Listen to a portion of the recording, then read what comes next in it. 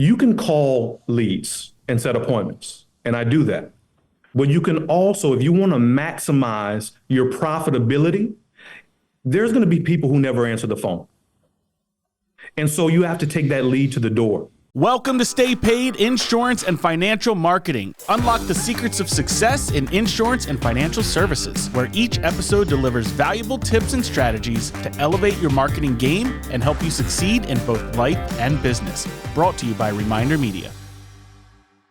Welcome to Stay Paid. My name is Joshua Stike along with Luke Acree, and our guest today is Brian Celestine. Brian is a partner with North American Senior Benefits and has been in the industry, the insurance industry, for nearly 15 years. After quitting his job at a car dealership, Brian has gone on to become one of the top insurance agents in the country, despite not using leads and working mostly on referrals. Brian, welcome to Stay Paid. Thanks for being here. Man, thank you for having me, brother. Now, Brian, 8% of agents make it. Right? You've made it 15 years. Why would you stay in the industry for 15 years? What is it about insurance? And why do you think you made it 15 years versus the majority don't make it? Well, man, first off, I think that consistency is the key.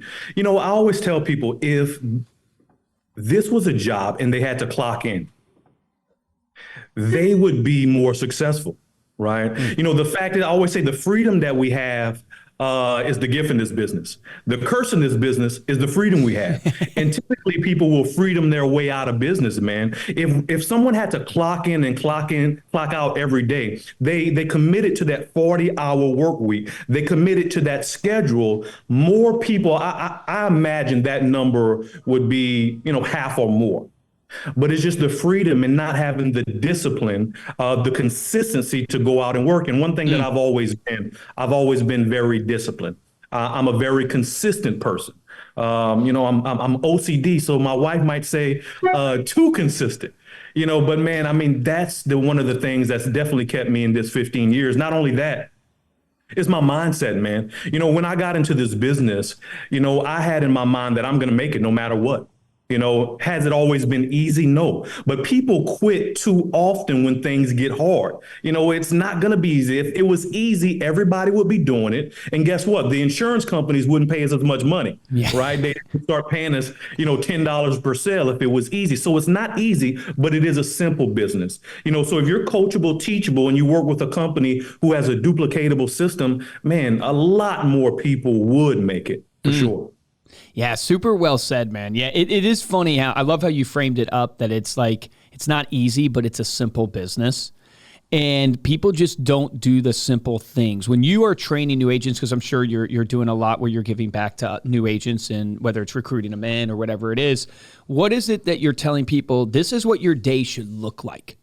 Right? Because I think that'd be a good audit for people to hear, like, what's your opinion of what your day as an agent should kind of look like for, prospecting time? How much time should you be spending on operations? How many appointments should you be shooting for a day? Can you give us any insight into what you think the day should look like? Yeah, absolutely. Now, it's all dependent on how much money you want to make. But, with our agency, with our company, our objective is to get people making six figures. I think if you're going to do this business, well, you might as well do it right and make the money that you could and should, right? And make over 100,000. Agreed. And what does a typical day look like? First off, okay, make the schedule.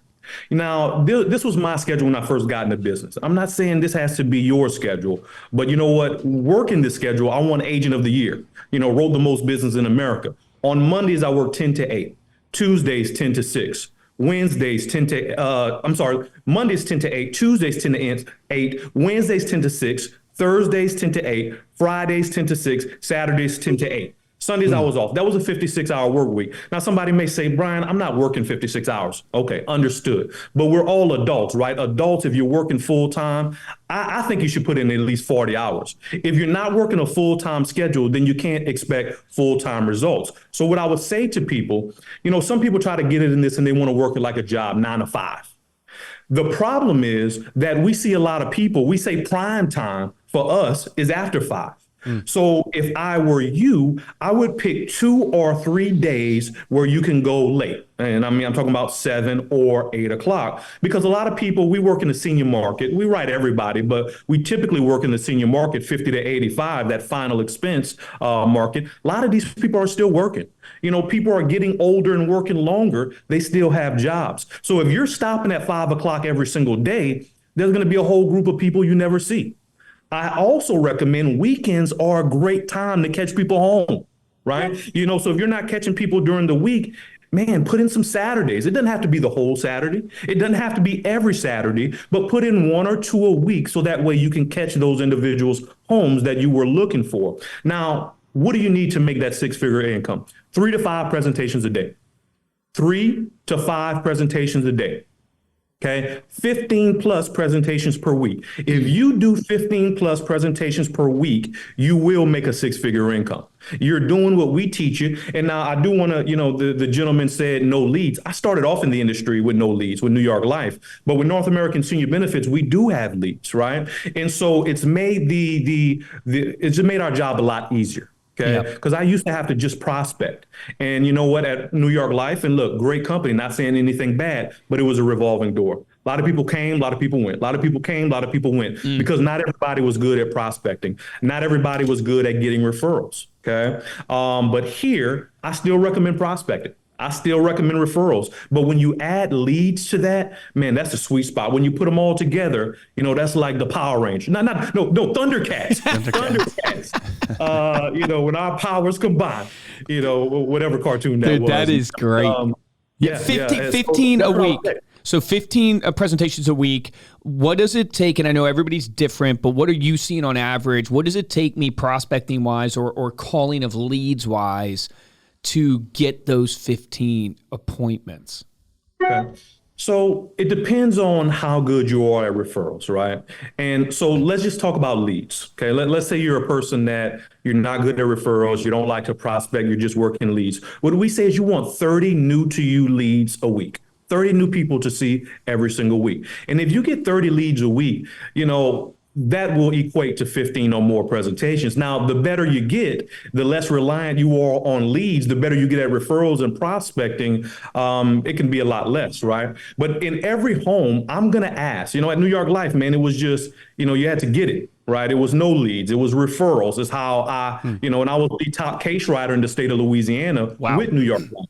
So I always ask for 3 to 5 names in every single house. Can I ask you, sorry to break in on you there to interrupt the train of thought, but how did you ask? I would love to know, what's your style of asking? You obviously you're in the appointment or whatever, and how would you ask someone to give you 3 to 5 names?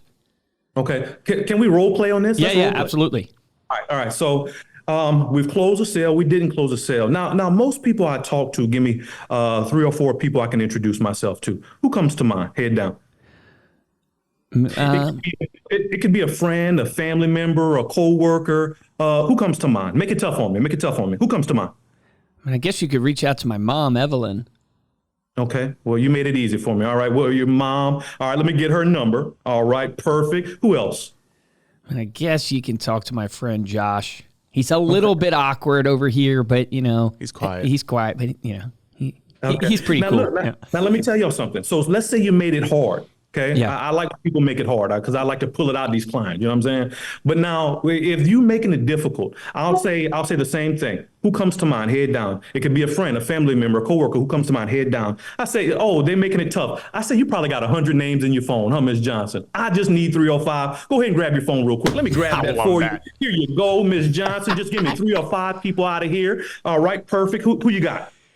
And then they still say no. Oh, all right. Well, listen, we can actually give these people a card that'll save them on their prescriptions, their vision, their hearing, their dental. With the economy the way that it is, everybody can use some savings. Ms. Johnson, you're going to be a hero. Okay. Who do you know needs to save some money? Head down.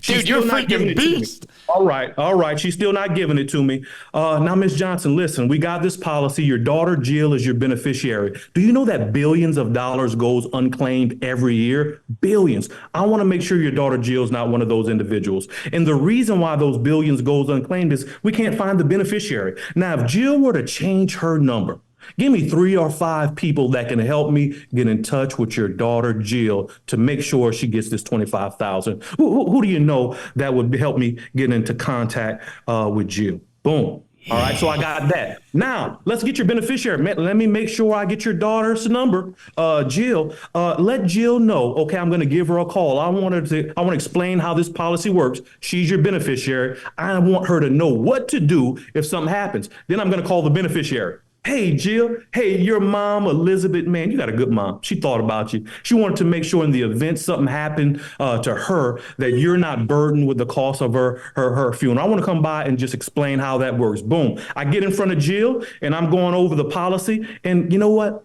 Just like your mom wanted to make sure that burden is not placed on you, I know you're like all the kids I deal with. You want to make sure that burden is not placed on mom, right? I knew it. Boom. Presentation.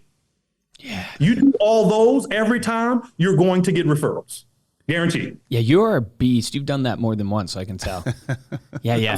I love that too. And I love one of the things in there, like so many golden nuggets. I've never heard the phone thing before. That is freaking gold. Like literally you have 100 contacts in your phone, who out of your phone, and you grab their phone and give it to them type idea. Like that is so, like it's such gold because you are literally helping them think.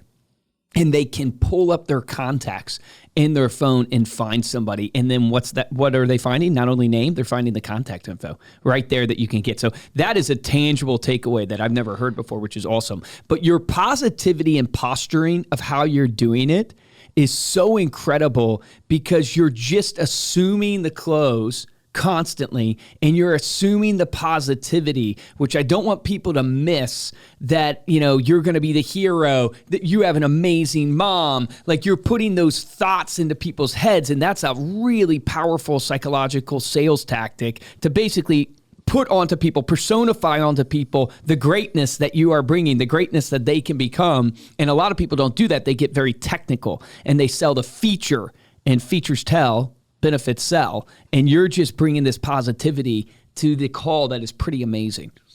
And if I could, let me just say this, man. Did you ever hear me ask or say referrals? And that I didn't say referrals, right? Did I say that somebody who needs some insurance that I can sell to? I never say that, right? So I think that the number one reason why people don't get referrals, number one, is they don't ask. Number two is they don't ask enough times, because I'm asking 3 to 5 times every single rip, right? 3 to 5 times. And then I'm never even bringing up, I'm not saying insurance, introduce myself to. That's very, that's non-threatening. Introduce myself to. Who comes to mind? Boom, head down, right? So if you ask the right way, you'll get them for sure. Yeah, head down. So they literally, you're just assuming that they're going to give it to you. Right there, your head down, looking at the paper to write it down like they've already given it to you. I freaking love that. Okay, so you're getting the referrals, right? That's how you're setting the majority of your appointments. They're buying the leads, right, or they're prospecting to get referrals or cold calling through their network type idea. When you look at why people don't close, what is it that you're seeing for agents? Because I'm assuming you should have a high closing rate at appointments, especially if you're getting these referrals. I don't know what you believe the closing rate should be. I'd be interested to get your thoughts on that. But what is the thing that most agents struggle with when it comes to closing the deal after their presentation? I want to get to that. Now, I do want to, because I want to make it clear, you can call leads and set appointments, and I do that. But you can also, if you want to maximize your profitability, there's going to be people who never answer the phone. And so you have to take that lead to the door. Knock, knock, knock. Hey, Jack, my name is Brian Celestine. I'm a benefits coordinator here in the area. You had recently requested information on the new state regulated benefits for all Texas citizens age 50, 85, and you filled out this card here and you put your information here. You signed here. Do you have a moment? Boom, step forward into them. So if you take that lead to the door, you're going to maximize your profitability. Don't just call. Calling, not everybody's going to answer the phone. Okay. Now, as far as closing is concerned, one of the reasons why people, before I go into a house, I pull up in the driveway. This is what I tell myself. Sun is shining, birds are chirping, everybody want insurance. I do that every single time. People who are field trained, they think I'm crazy. They laugh, but by the end of the day, they're doing it too. And I'm like, look, stop. Okay, that's my line. You're messing up, not saying it right. That's my line. I do this. And then look, I get out the car. I wave at the house. I don't see anybody, but I'm smiling and waving. Then I come to the door, they answer the door, I smile bigger. Boom, I'm in the house. So I'm starting, people feel the energy that's radiating from you. If you get into that situation and you're like, man, nobody wants this stuff. It's a bad day. People feel that energy too. And if you're thinking nobody wants it, nobody's, into this, guess what they're going to do? You know what? I don't want this.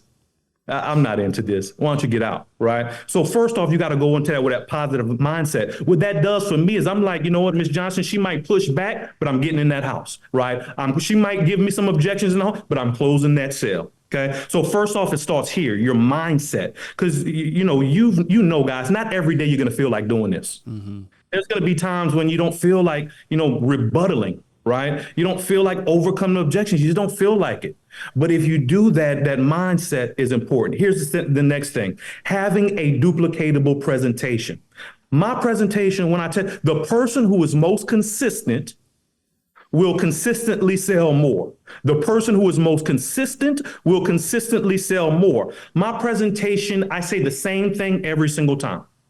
Now, look, my, just chit chat will be different per individual, right? But my presentation is the same way. I'm so consistent with my presentation. Not only do I say the same things, I do the same hand gestures. I drop my voice. My tone drops at the same points every single time. I put my head down in the same spots every single time. Now, what that does for me is that breeds confidence. Because I'm so confident now because I know everything that I'm going to say, everything that I'm going to do. That confidence translates to competence. In the client's eyes, the more confident and competent you are, the less objections you get, the more you come across as a professional, and then less objections you get, right? And so you'll be able to close more. So learn a presentation that works. Don't switch it up. Do it the same thing. I love to use this example. You remember that commercial where that doctor, it was what was it, AT&T? I don't know. But anyway, this doctor, they had this client in the bed. He was about to do surgery, and his girlfriend or wife was with him, and he was just nervous. He was just nervous. And the doctor comes by, and he's like, he speaks to people in the hall. Guess who just got reinstated? And then he walks into the room, and he's like, you nervous? And the guy was like, yes. He was like, yeah, me too. And he was like, it comes up, just enough or it's not enough, something like that, right? But kind of knowing your presentation is not good enough. Whenever agents tell me, I kind of know my presentation, I'm like, this dude gonna struggle. Because if you kind of know your presentation, you're gonna kind of sometimes get paid. But I know that thing. Like the back of my hand, you can wake me up at 3 a.m, roll me out of bed, and I can spit it verbatim. And when you learn it to that point, you'll close more deals. Freaking master right here. Yeah. Dude, man, unbelievable. Because, everything you're saying, I just identify with so much and affirm so much in my own life of going, what truly has made the difference and what we try to teach our reps, which is completely different sell. We're selling marketing, right, to insurance agents and real estate agents, stuff like that. But it's like, hey, guys, it is in your confidence that will really cause people to buy, because people want to buy from people they look up to, meaning people that can help them get from point A to point B, people that can accomplish, solve a pain point for them or give them a desire that they want. Nobody wants to really buy from someone that they feel they know as much as, or someone they look down upon that they know more than. And that literally comes across as confidence. And I think your example of the doctor is so good, because you would never want a doctor to have surgery on you if they were nervous and not confident, even though probably they're human. And then I know my sister's a nurse practitioner, and that made me lose faith a little bit in the medical field. I'm not going to lie. No. But shout out to Anna, because she is incredible. But the truth is, she's just human. And she told me the other day, the amount of times they go to their little intranet site to just Google symptoms and stuff like that. Of like, you're just like, oh gosh, I don't want to know that, because you don't want that level of, basically instability or lack of confidence from that professional. It's no different in the insurance space. What would you, in closing, because I could literally talk to you all day. This is a master class on really sales and getting appointments and stuff. But what would you say to insurance agents right now that are struggling to go do those door knockings, that are struggling to pick up the phone and make the dials? Because you're saying, look, it begins at mindset. But that's awesome to hear, and they've probably heard it a ton of times. But how do I change my mindset? Like, how do I change? Like, this is who I am. Like, I don't know how to motivate myself because I'm just unmotivated. It's a great question, man. First off, couple things. Get yourself a why. It starts there. Because look, here's the truth. I have a bunch of agents, right? Not every day I feel like, training, putting out fires, going in the field, show them how it's done, listening to presentations. When I was in the field full time, I didn't feel like going out. Sometimes it's raining, it's cold, you're just in a bad mood. You don't feel like doing it every day. But for me, it starts with my why. The why is the thing that's going to keep you out there when you don't want to be out there. The why is going to wake you up and get you out the door when you don't feel like it. Your why. So for me, my why, man, is seared in my mind. For me, I tell this story. My dad died young. He was 59 years old. My grandfather died at 45. My great grandfather died at 45. Now, none of them were able to leave a financial legacy, for the ones. Everybody would just, start from the beginning. My dad died with bills, not money. Now, fortunately, he had a life insurance policy that I sold him. But for me, my why is I want to leave a legacy. I want to be the beginning of, just where our Celestine bloodline, so to speak. I have 5 kids, man. I want them to have the things I didn't have. I want my grandkids to be able to just, man, look what Paul, I'm from Louisiana. We say Paul Brian set up for us. And so I want that's my legacy. Now, my legacy has expanded. The agents that I partner with, I want to help them achieve their legacy for their family. I want to help them get to partner. I want to help, and just add as much value to these people and to your audience and add as much value as possible. That's my why. And guess what? I really mean that. Some people say, what is your why? Oh, my family. But you don't get out of bed. Okay. But you don't go to work. So I tell them nicely, friend, you need to find another why. Or how important really is your family to you if you can't get out? So number one, find a why. Number two, find a mentor and an accountability partner that will help you. Okay. A mentor and accountability partner. People, my guys appreciate me. My guys and girls appreciate me is because, what? I don't do excuses, but I don't do excuses for me. So that gives me permission to not take excuses from anybody. And so if you tell me what it is you want, I told you I'm OCD. So that's what I got in my mind now. That's going to be what's stuck in my mind, whatever you want. So whatever I need to do to help you get there, that's what I'm going to do. Right. So an accountability partner, somebody that will hold you to the things that you say that you want, not that they want, but that you say that you want, that's big. And then look, keep your goals in front of you.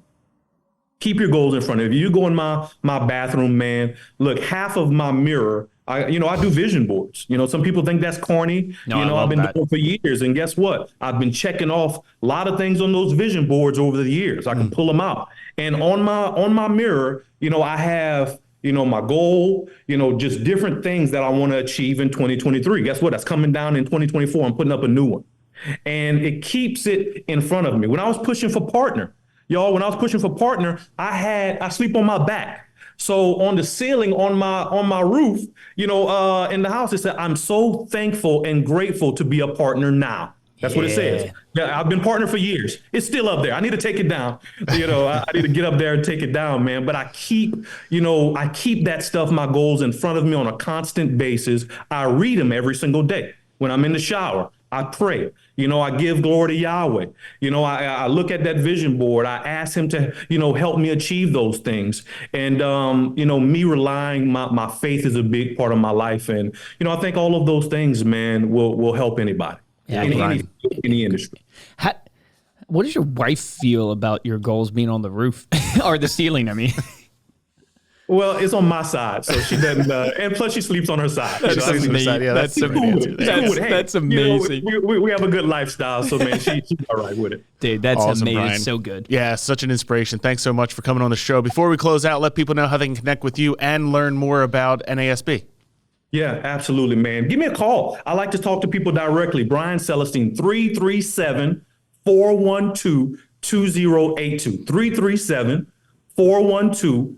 2082. Look, if you're looking for mentorship, if you're looking for training, if you're looking for a great company, if you want to succeed at a high level, then you give me a call. I'll commit to you. I don't have any hours of operation. You can call me at 9 in the morning, 5 in the morning, I'm up. You can call me at 10 at night. I answer the phone. You want somebody that's going to have your success at the forefront of their mind and really want you to hit it. So that's how you can contact me. I'm waiting, man. I'm turning my ring on loud. Call me today. I love it, man. Thank you so much for coming on again. Thank you all so much for listening.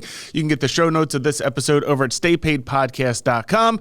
If you like this episode, and I can't imagine you didn't, you can support the show by hopping over to Apple Podcasts, drop it as a 5-star review along with a comment. We'll read it here on the show. And the best way to show your support is to share this episode with someone that you know. If you want to get hold of me or Luke, you can email us at podcast@remindermedia.com. And of course, you can follow us on social media. We are at Stay Paid Podcast. For this episode of Stay Paid, I'm Joshua Stike. Guys, I'm Luke Acree. Dude, you are Brian Celestine. Yeah, dude. 300. Yeah. Dude, Brian, you are special, man. I mean, there's no doubt in my mind why you've gotten to where you've gotten to in life. Real deal. And I would encourage people, there's so many golden nuggets you can take away from this. Please re-listen to the whole podcast. But one thing that I mentioned that I think you should take action on immediately is that idea of asking for referrals on every single appointment that you go on and using the tactic of the phone, using the tactic of looking down after you ask, like you're assuming already that they're going to give you somebody's name to write down. Use those two tactics the next time you do an appointment. I believe wholeheartedly you will change your whole life if you just start asking for referrals. You heard it here from Brian. The number one reason people don't get referrals is because they don't ask. That's the number one reason. And he just gave you not only that you should ask, he gave you the exact tactics of how to do it. Go rewind that spot and do it. Remember, the difference between top producers and mediocre producers in every business is top producers take action. Take action on that today.